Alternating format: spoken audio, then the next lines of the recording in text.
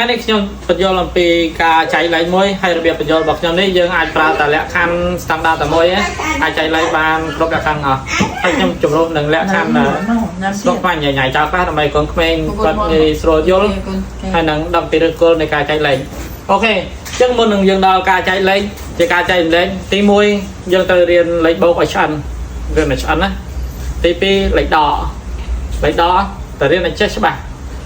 ទី3គឺលេខគុណអញ្ចឹងរៀន3ហ្នឹងឲ្យចេះច្បាស់ចាំតែរៀនលេខចែក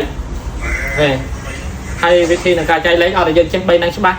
យើងប្រើវិធីនេះទៅលេខចែកងាយដូចផ្កាបានដែរអូខេយើងត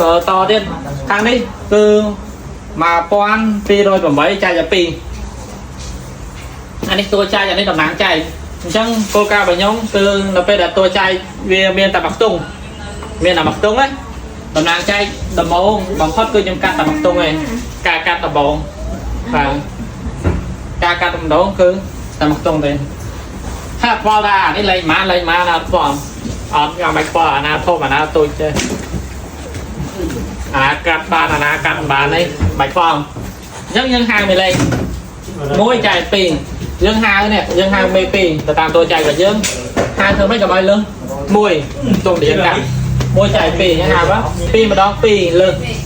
ដល់ពេលលើយើងលើថយវិញណា2តដង0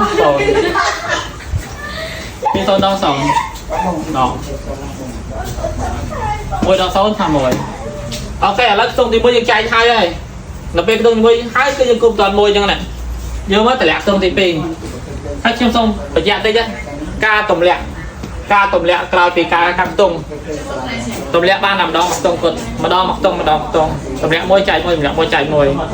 ទោះបីជាចែក2ខ្ទង់ក៏ត្រូវតែតម្លាក់ម្ដងខ្ទង់ដើម្បីចែកដែរ12ចែកទៅ2យើងហៅមេលេខមកពី6ដល់12ត្រូវម៉េច16ដកពីដល់2 0ហេឥ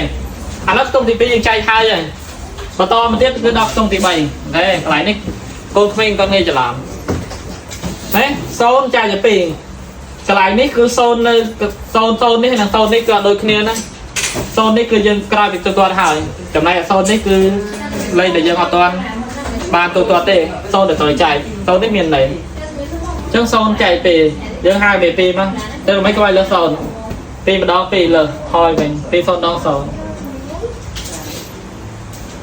2 0ដង0